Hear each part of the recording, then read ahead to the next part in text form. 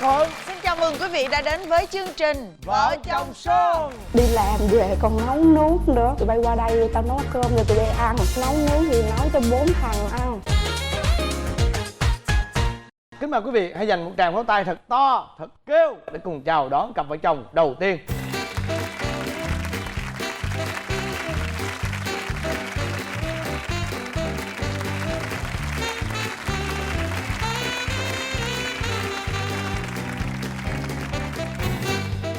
Đầu tiên là mình phải cảm ơn các bạn đã đến tham dự với chương trình. Rất là xúc động hình ảnh của người chồng sau lưng người vợ. Và có nghĩa là mình không biết nói như thế nào, nhưng mà các bạn đến với chương trình có nghĩa là cái tình cảm của các bạn dành cho chương trình rất là nhiều, đúng không? Đó, các bạn có thể nói lý do vì sao không? Dạ, thực sự em rất là thích chương trình này. Thích từ thời con gái luôn. Thích cái sự khuyên của anh chị. Và em cũng mong là lên chương trình này để được kể về chuyện của vợ chồng em, để cho mọi người, nhất là những cặp đang yêu nhau, nhìn thấy và tin tưởng vào tình yêu hơn. Tin tưởng là trên đời này có tình yêu, đúng không? Bạn thì sao? Bạn xem chương trình này nhiều chưa? Dạ em cũng được xem nhiều số rồi. Mà có cặp của bạn cũng bị khuyết tật giống như em á, làm động lực để cho em lên chương trình này. Có phải là cái cặp vợ chồng mà có người vợ đúng không? Dạ đúng rồi, có hôm một nay lần cũng có mặt ở phim trường này luôn. Ôi, chào em. Có nghĩa là các bạn có là bạn bè không? Dạ có, bọn em chơi chung với nhau một. Rồi em coi em thấy động lực để mình lên đây, để mình chia sẻ, để cho những người khuyết tật bước ra khỏi thế giới nội tâm á, để mình sống thật với tình cảm của mình hơn.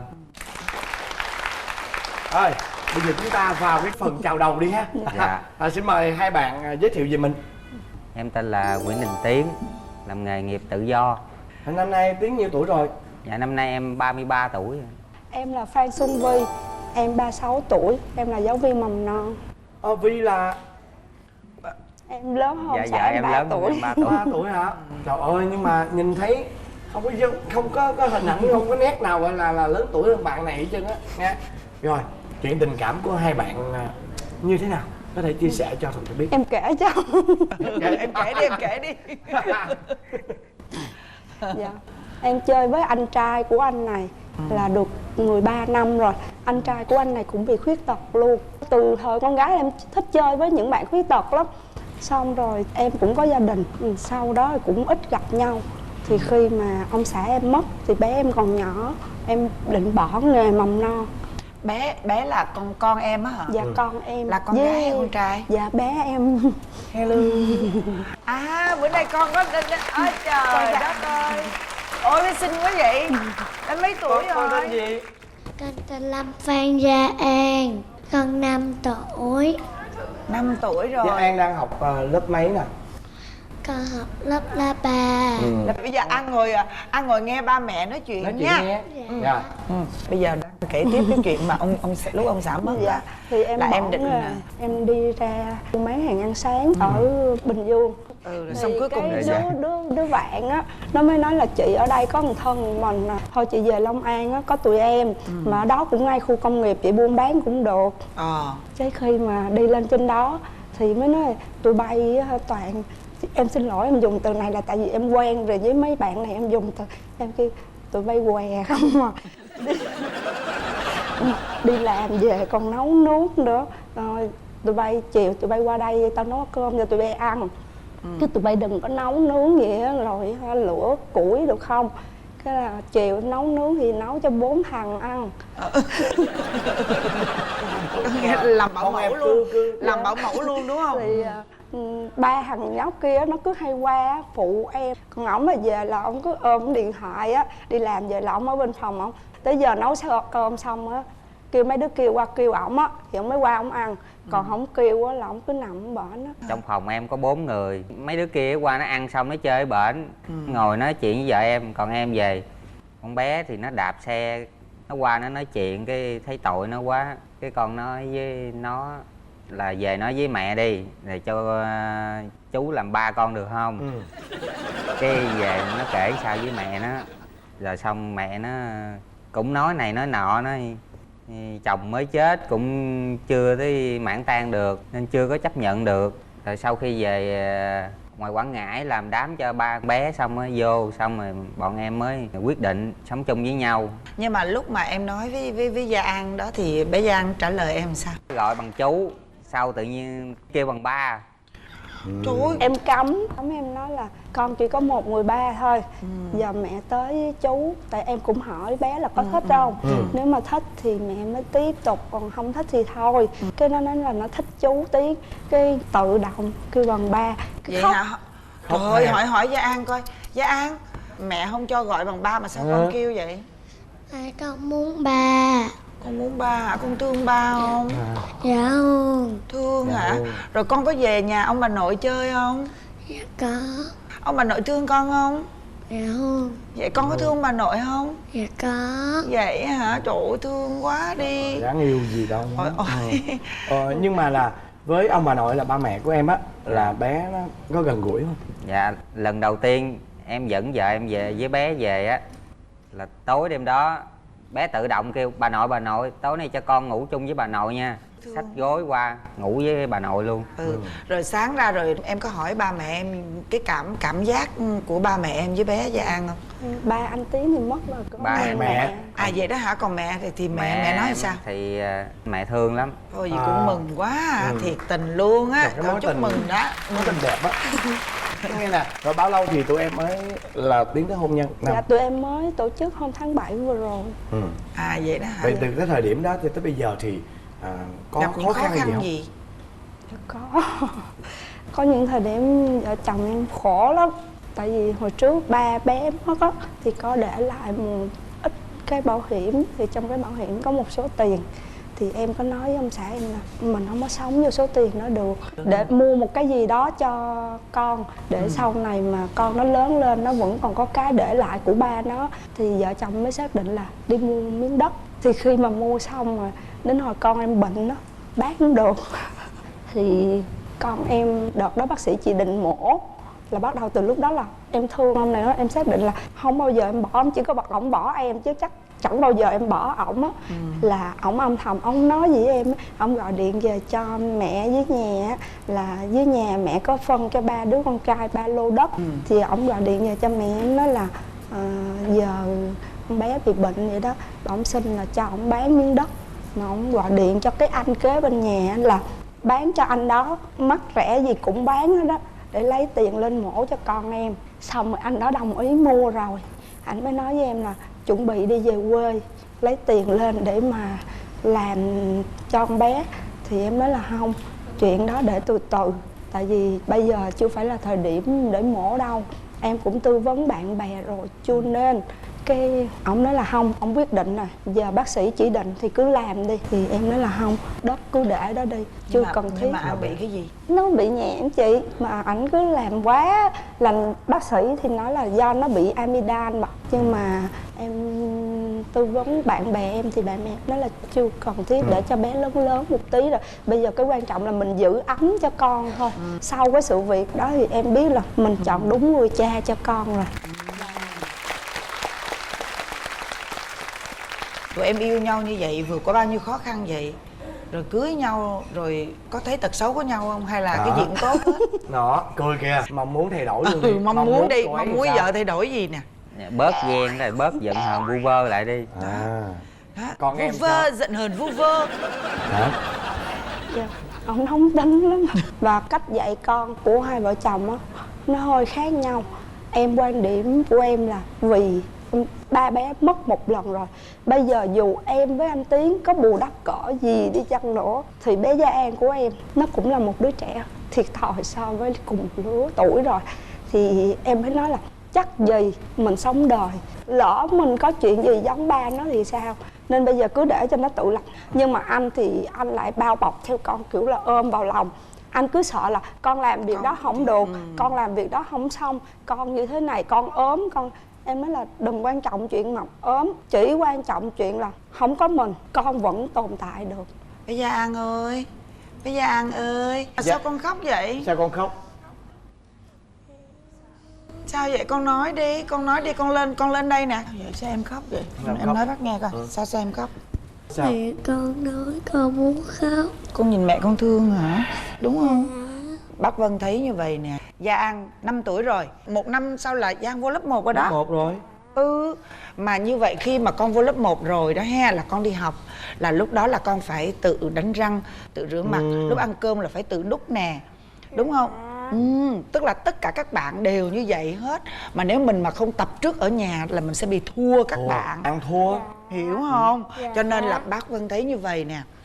Ba và mẹ chỉ là người sáng dậy á là gọi Gia An dậy sớm và đứng để nhìn coi con làm việc như thế nào, con tự mặc áo sao, con tự đánh răng rửa mặt sao, con tự tắm sao thôi, đúng không? Chứ còn hả, bây giờ mình lớn rồi mà mình cứ để ba mẹ tắm cho mình hoặc là lo cho mình đút cơm cho mình vậy á, thì mai mốt mình đi học mình bị thua các bạn. Đúng không? Đúng không? Đúng không? Đó, rồi bác Vân hỏi nữa nè, con có muốn mẹ có em bé không? Dạ muốn. Vậy là từ bây giờ đổ đi là Giang phải tự làm. Để anh Chi biết không?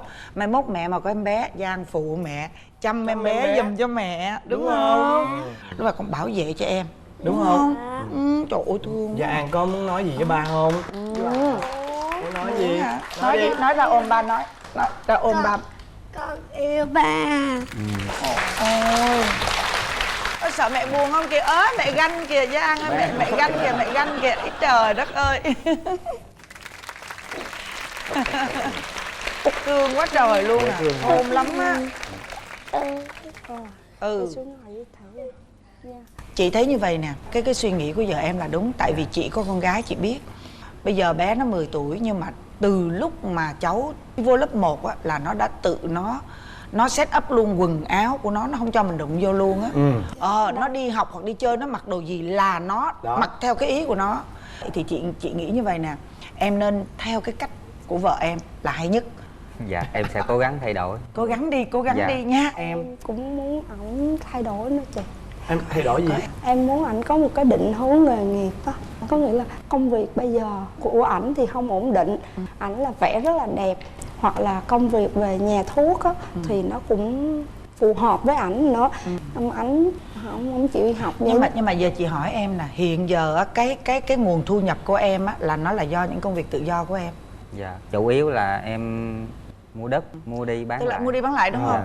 Thì chị nghĩ như vậy nè, cái thời điểm này á chồng em đang làm được cái điều mà anh ấy đang làm để anh ấy đem về thu nhập cho em, thì em tạm thời cứ để ảnh làm như vậy đi.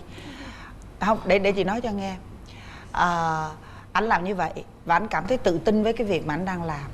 Thực ra á, những cái gì mà chồng em làm được á là thực ra có những người bình thường lành lặn cũng không làm được đâu. Thành ra chị nghĩ rằng á là em cứ tin vào chồng em đi. Chị chắc chắn anh sẽ làm được. Bởi vì tụi em từ 2 bàn tay trắng bán hết tất cả mọi thứ, mà bây giờ tụi em có hết tất cả mọi thứ rồi thì em phải tin là chồng em sẽ làm được. Mà bản thân chị cũng vậy. Chị chắc chắn là em tự tin em làm bất cứ việc gì thì em sẽ thành công trong việc đó. Dạ. Em cảm ơn lời khuyên. Xin cảm ơn ạ. Bạn bê bối lắm, bạn trời ơi bày hay lắm, ăn trái cây là cứ nằm phun hột nè.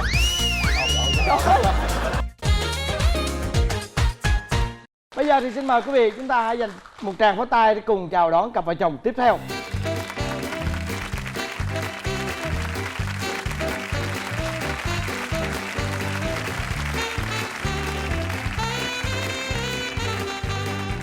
Chào các bạn. Chào tụi em. Với một cái trang phục rất là đặc biệt như thế này ha. Mời em giới thiệu về mình. Sao em không hỏi tiếp về cái trang phục? Trang phục này là Đám cưới của tụi em. là đám cưới tụi em đúng không? Đồ cưới đúng không? Đó, chị nhìn cũng nghi rồi. Rồi Bao nhiêu năm rồi? Dạ tháng 6 năm 2017. Ủa như là mới đây? Dạ. Quá son luôn. Quen nhau bao lâu rồi mới cưới cưng? Dạ 6 năm. 6 năm. Bây giờ Mới đám cưới. trước khi nói về chuyện tình của hai bạn, mời hai bạn giới thiệu về mình. Dạ. Em tên là Nguyễn Nhật Nam. Dạ em quê ở Tiền Giang và đang làm việc ở Bình Dương. Năm nay em 26 tuổi. Nhật Nam. Dạ. Công việc của em là gì? Dạ em làm nhân viên của một công ty sản xuất linh kiện xe hơi ở Bình Dương. Dạ. Rồi vợ thì sao? Dạ em cũng đang làm việc ở Bình Dương. Dạ. Em giới thiệu về mình. Dạ, em chào chị Hồng Vân, chào anh Quốc Thuận, chào quý vị khán giả. Em tên là Thiên Trang, năm nay em 27 tuổi, hiện tại em đang là nhân viên văn phòng. Rồi, hai em là quen nhau trong trường hợp nào? Chắc để em kể. Dạ. Cái thời đó là chat Yahoo năm Yahoo. 2011. Ổng nhào vô phòng chat, ổng gặp em, ổng chào. Thì người ta chào em cũng lịch sự, em chào lại. Nguyên ngày hôm đó nói quá trời quá đất, ngày hôm sau em không nhớ tên ổng là ai. Ổng vô ổng chào tiếp, rồi cứ vậy cứ đeo em suốt 2 tháng chat Yahoo. Ủa nhưng mà em có nhìn thấy avatar của Thiên Trang không Nam? Dạ có. Em thấy avatar dễ thương. Còn Dạ. Nam thì lúc đó là đã có người yêu chưa? Dạ mới vừa chia tay người yêu cũ. Dạ, cho nên- Avatar là hình người yêu cũ. Cho nên chính vì điều đó có phải là em không cần thiết phải nhớ tới nhân vật này không? Dạ, chắc em không quan tâm. Kệ luôn, không quan tâm. Vậy thì đến lúc nào các em quan tâm? Dạ, lúc đó em đang làm ở Sài Gòn thì hai đứa chat cũng được 2 tháng rồi. Thì ảnh mới nói là nay anh có việc, anh đi hội thảo công ty CP gì đó ở trên Sài Gòn. Giờ anh ghé anh rước em đi cà phê cho biết mặt. Tại vì không chịu gửi cho em tấm hình nào hết trơn á. Còn hình em thì coi đầy. Thì em cũng muốn tò mò coi người ta làm sao.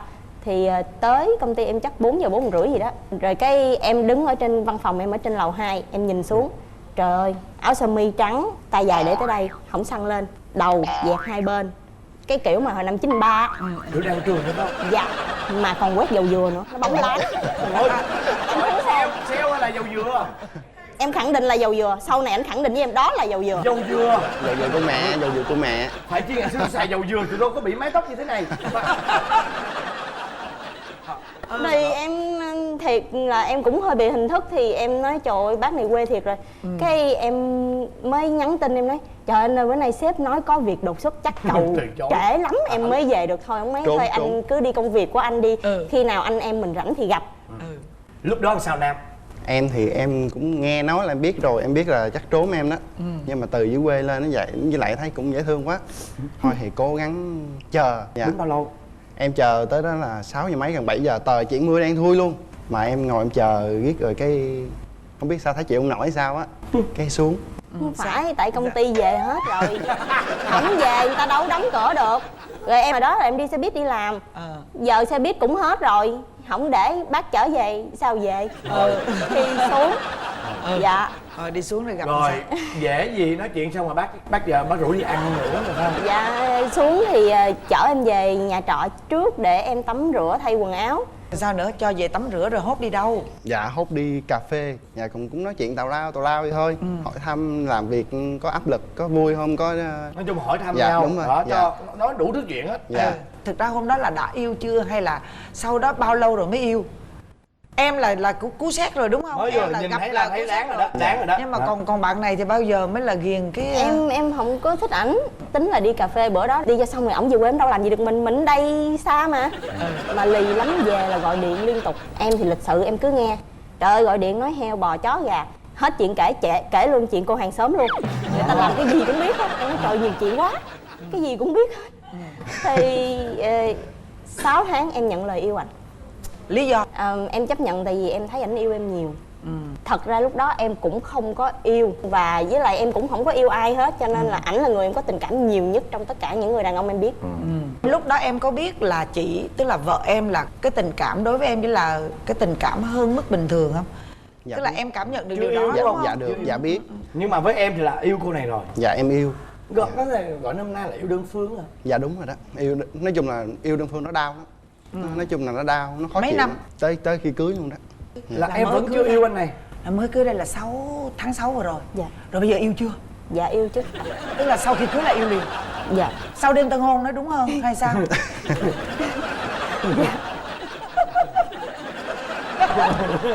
Có nghĩa là sau đêm tân hôn thì mình mới thấm được cái hương tình Hương yêu. tình yêu. Hiểu không? Nó Rồi bây nồng giờ nàn mình lắm. ghiền rồi mình yêu luôn À. đúng không? Tại vì vậy nè, có những người phụ nữ á bình thường không yêu, nhưng khi bắt đầu lấy rồi, lấy cái người chồng đó rồi tự nhiên yêu dễ sợ. Chị gặp rất nhiều Nhiều lắm. những cái trường hợp như vậy rồi, đúng không? Dạ. Đó thì là em xác định là em bắt đầu yêu ảnh khi em lấy ảnh đúng không? Dạ. Và bây giờ cái tình yêu của em có ngang ngửa với ảnh chưa hay là vẫn là ảnh hơn? Em yêu ảnh hơn ảnh yêu em. Thấy bây chưa? giờ- Đó mới là cái vấn đề đó ta đã Đó. nói Giờ em rồi. coi ổng như không khí vậy đó. Không có là không thở được. Lý do. Em không biết. Có 6 năm em tin là nó đã có cái gì đó trong em. Nhưng tại sao em định nghĩa đó không phải là tình yêu? Vì em không ghen nếu như ảnh đi với người con gái khác. Vì em không sợ nếu như em mất anh ấy. Và bây giờ những điều đó em rất sợ. Rất sợ một ngày nào đó mở mắt ra không nhìn thấy chồng mình bên cạnh mình. Rất sợ một ngày nào đó bàn tay này sẽ đi nắm lấy bàn tay khác. Trời ơi, nó đã cái gì đâu. Đó, thấy chưa? Bữa nay là bây giờ nè. Lý do tại sao mà trước khi cưới mà em lại có cảm giác đó, mà sau khi cưới thì em lại hoàn toàn khác. Trước giờ ảnh luôn để em là số 1. Cảm xúc của em chính là cảm xúc của ảnh. Em vui thì ảnh sẽ vui. Thiên hạ ngày hôm đó sẽ là Tết, mà em buồn thì ngày hôm đó thế giới là địa ngục của ảnh. Wow. Ảnh không có sống cái gì cho ảnh hết, chỉ cho em thôi. Là 6 năm đơn phương đó, đúng không? Dạ. Rồi vậy thì tại sao bây giờ lấy nhau rồi có sự thay đổi như vậy? Em cũng không biết nữa, giống như là em biết đây là gia đình của mình, đây là người đàn ông duy nhất của cuộc Và đời ảnh mình. còn như vậy với em, Vẫn như y vậy. chang như vậy không? Dạ, Vẫn vẫn y như chang vậy. như vậy luôn. Chưa thay đổi, mặc dù chị em cứ hù lắm. Trời ơi, chưa cưới này vậy mà ơi, cưới rồi khác. 6 tháng nay chưa khác gì mà càng lúc càng đậm hơn thôi. Vậy hả? Ê Nam ơi. Dạ. Vậy thì anh cần phải hỏi em là cái lý do gì mà cô ấy lại tạo một sự hấp dẫn mà khiến em phải yêu cô ấy hơn chính cả bản thân mình? Chắc là một cái lực hấp dẫn gì đó. Lực hấp dẫn. Dạ, lúc đầu gặp là đã hấp dẫn rồi, đã xác định là đây chắc là vợ của mình, cho nên mình phải cố gắng. Ông Tức thích là lấy cái dược sĩ. Lực hấp dẫn, ông định Dạ. lấy dược sĩ hả? Ông muốn lấy dược sĩ. Tại vì em biết tại sao chị tin em là bởi vì nè, vợ em nói chuyện rất là có duyên, Có phải điều có đó sức nó hút rất là gãy gọn lôi cuốn, Dạ, đâu dạ. ra đó. Chắc là cái lực đó hút, lúc là cũng là chắc là cái lực hút của vợ em đó. Cái lực hấp dẫn, dạ, duyên dáng. Có phải đó là lý do mà khiến hai vợ chồng của bạn tham gia chương trình này để mà chia sẻ cái niềm vui đến cho tất cả khán giả? Dạ đúng rồi. Em thấy tụi em rất là son. Và khi tụi em đi ra đường, những cái hành động bình thường của tụi em cũng thu hút sự chú ý của người khác. Vì mình hạnh phúc thật và mình lan tỏa. Cho nên là em muốn lên chương trình để cho mọi người giống như là cũng có một cái động lực là bây giờ nhiều bạn không có tin vào hôn nhân. Và em nói là nếu mà tìm được tình yêu đích thực thì nó đáng để tin lắm. Đúng, mình đồng ý. Nhưng mà bây giờ nè, nếu mà tụi em đã nói là muốn lan tỏa cái hôn nhân mà hạnh phúc như vậy, nếu vậy thì có nghĩa là tụi em hoàn hảo trong hôn nhân, Dạ cũng không có hề có chăm tật sóc xấu. chứ. Dạ Có có không? chứ. Có tật xấu không? Dạ có chứ, tốt xấu thì xấu à. cái gì nó cũng rõ ràng. Ví dụ bây giờ Buộc phải kể rồi. Bạn bê bối lắm, bạn trời ơi bày hay lắm, ăn trái cây là cứ nằm phun hộp nha. Trời ơi.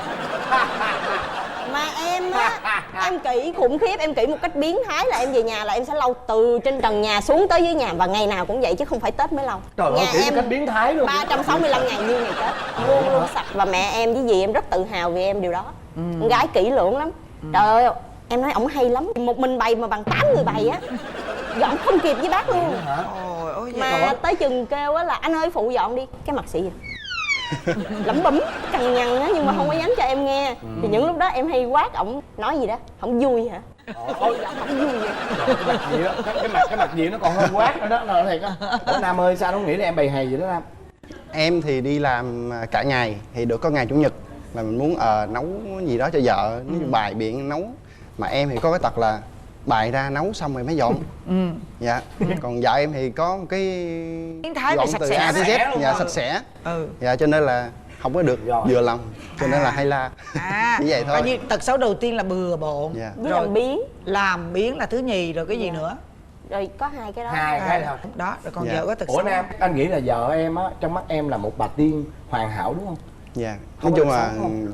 tật xấu thì có. Hoàn hảo là hoàn hảo về cái mặt sự hiểu biết của vợ em. Ví dụ cái gì mà em không hiểu, không biết, em hỏi vợ em là vợ em nó giải thích cho em ok hết. Rồi Còn em tật thích. xấu? Dạ, tật xấu hả? Là nóng tính, hay cáu giận lắm, với hay la em. Ủa tụi em chưa có con đúng không? Dạ, mới có. Vậy đó hả? Em nói thiệt là cái lúc cưới xong 6 tháng anh cũng trông lắm. Tại những người cưới dạo đó là người ta có tin vui hết rồi. Thì em mục đích đăng ký chương trình là gì ảnh á, để lên anh Quốc Thuận chúc cho có em bé. Nên sao đi phỏng vấn về có em bé luôn rồi. Vậy đó hả? Trời đất ơi, chúc mừng nghe. Chia sẻ. Ôi, bây giờ chồng mừng lắm đúng không? Dạ mừng chị. Lúc mà em á, em biết là vợ em có bầu á, em nói thử cho mọi người nghe coi. Lúc đó em có rơi nước mắt không? Em cái tính em sống tình cảm lắm, với em sống nội tâm. Nếu có rơi thì em cũng tự khóc ở trong suy nghĩ của em thôi. Nhưng mà mừng rơi nước mắt mình có quyền. Dạ cũng có quyền, nhưng mà ý là em nén cố nén lại. Vậy hả? Dạ. Rồi từ bữa biết tin giờ đã tặng vợ cái gì chưa? Dạ chưa. Vậy hả? Nhưng mà bữa nay nhân dịp chương trình em sẽ tặng vợ một món quà. Yeah, đó. Trời ơi, vợ ngạc nhiên hả? Vợ ngạc nhiên à? Yeah. Gương mặt ngạc nhiên. Đây là món quà anh dành cho em. Dạ. Surprise hơn cái thai nữa. Rồi, cái này. Tặng thôi vậy thôi hả? Không có nói gì sao? Thì nói ôm hôn được. Thôi, quay mặt đi nói để chung tao là mắc cỡ. anh cảm ơn em đã yêu anh và thương anh và sống với anh 6 năm nay, và cùng vượt qua mọi khó khăn với anh, cùng vượt qua mọi bôn ba. Nói chung là cuộc sống của hai đứa mình nói chung là nó khó khăn nhưng mà mình vượt qua được hết, và em cũng nói chung là anh yêu em. Ôi. Xúc động quá. Chúc cho hai em cuộc sống nó hạnh khóc phúc như thế này. Cho em khóc vậy? Cho em làm sao mà để em Không lẽ biết bây khóc giờ á, rồi? cứ đến một lúc là xúc động cái mình bỏ mình chạy đi hay sao đó, đừng để ta thấy những giọt nước mắt trong mắt của mình. Cái lúc Thật mà- ra anh chia sẻ cái niềm mà hạnh phúc không chỉ là của riêng Nam mà cả em nữa, và chắc anh nghĩ là em bé ở trong bụng cũng sẽ cảm nhận được cái giây phút mà nó quá tuyệt vời như lúc này. Xin chúc cho các em lúc nào cũng viên mãn. Thôi chúc mừng tụi em nha. Ôm phụ vợ đi. Ôm phụ vợ đi rồi. nha. Trời ơi. Rồi, xin cảm ơn hai em.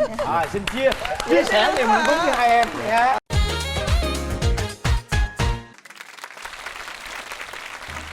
Và bây giờ là đến phần kiểm tra hữu ý và bốc thăm may mắn. Chúng ta có các phần quà như sau. Trước tiên đó chính là một chiếc TV 32 inch tích hợp tính năng xem được 80 kênh truyền hình do công ty Pana Việt Nam sản xuất theo tiêu chuẩn công nghệ Nhật Bản, trị giá là 3.700.000 đồng. Và món quà thứ hai đó chính là một chiếc Smart TV 32 inch thuộc dòng sản phẩm TV thông minh thế hệ mới do công ty Pana Việt Nam sản xuất theo tiêu chuẩn công nghệ Nhật Bản, trị giá là 4.700.000 đồng. Và món quà thứ ba đó chính là một suất chụp hình kỷ niệm cho cả gia đình trị giá 6 triệu đồng đến từ thương hiệu áo cưới cao cấp Allen. Và món quà thứ tư đó chính là một miếng cước chùi nồi kèm theo một cặp vé xem kịch tại sân khấu chị Hồng Vân. Các bạn quay lưng lại nha. Xem Rồi. nha. Rồi, Nghe, nghe. vợ của bạn thích tập môn thể thao nào nhất? Em vợ của Nam Không thích thì để là tập không môn thích. thể thao Mà nào thích thì để là vợ thích môn của nào. Tiến thích môn thể thao nào nhất. Rồi để xem vợ của Nam thích môn thể thao nào. Em hèn không thích môn nào, không có. Trời ơi, đã vậy còn kèm theo dòng PS lười lắm. Vợ của Tiến thích môn thể thao nào? Rồi, em Không thích. quay qua luôn. Không thích luôn. Hay quá. Rồi chuẩn bị 1, 2, 3. Rồi xong. Thua luôn. Như vậy là cặp vợ chồng của Tiến sẽ được ưu tiên chọn 4 Chọn màu màu. sắc này. Màu nào? Dạ em xin chọn màu xanh. Màu xanh. Còn Nam? Dạ em chọn màu vàng. Màu vàng. Bây giờ Quốc Thuận và chị Hồng Vân sẽ mở cước hai phần quà. 1.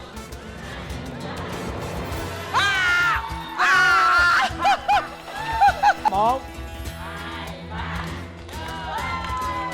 Wow. Chúc mừng cặp vợ chồng của bạn Tiến đã may mắn nhận được một chiếc TV hiệu Pana trị giá 3.700.000 đồng. Chúc mừng cặp vợ chồng của Nam đã nhận được một phần quà, đó chính là một chiếc TV trị giá 4.700.000 đồng của Pana. Như vậy là hai chiếc Pana TV đang nằm trên tay của chị Vân và Quốc Thuận. Đó, Trao để tặng phần quà này cho Tiến. Vợ chồng Nam cũng đã nhận được chiếc Pana TV. Và bây giờ thì thời lượng dành cho chương trình Vợ chồng son đến đây đã hết.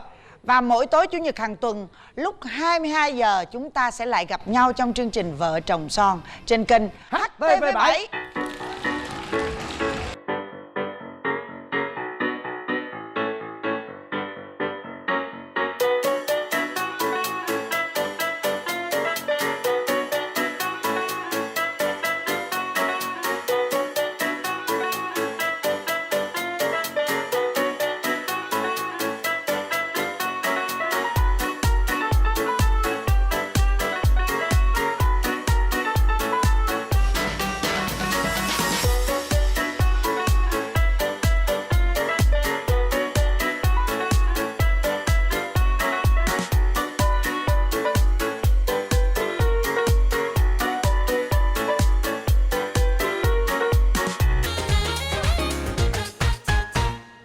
hôm đó sau là xui là vợ em cũng ở nhà, em cũng ở nhà. Em mới chạy qua phòng vợ em nhờ em đi toilet. Vô đi toilet thì em cởi áo ra, chạy về hồi đã quên cái áo, không có nhớ luôn. Thấy ông này ổng ẻo, ổng yếu yếu, không có được mạnh mẽ mà sao ổng viết chữ đẹp quá à, giống con gái nên thấy ghét. Em á thì chơi bóng chuyền, ở trong em đánh em nhìn ra ngoài thì thấy vợ đứng vợ la nguyên một góc đó, ai cũng nhìn hết. Và chúng ta sẽ gặp lại nhau vào lúc 22 giờ tối chủ nhật hàng tuần trên kênh HTV7 với chương trình Vợ chồng son.